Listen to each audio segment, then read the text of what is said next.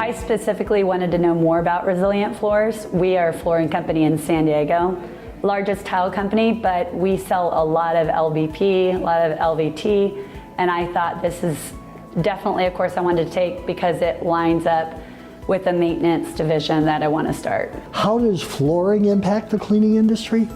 The definition of a floor is the inside bottom surface of any room. If you're in any building anywhere in the world, you're on a floor. From artistic to industrial, they're everywhere. Everything ultimately ends up on the floor because of gravity. So if you don't clean it, it gets recaptured by nature.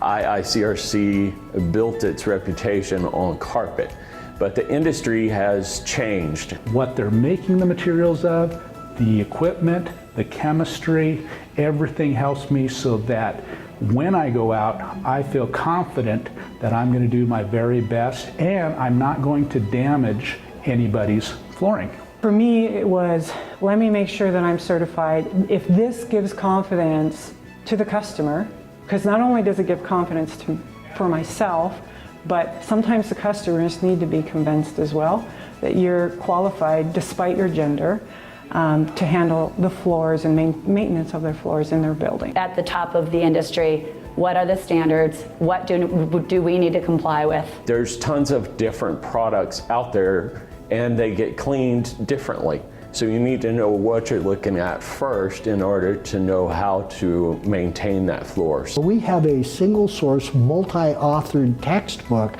that is owned by the IICRC that is in constant revision. It's going to be taught in the same manner with the same materials so that we have uniformity. And why is that valuable? Because people can purchase the IICRC product and know that it is going to be correct.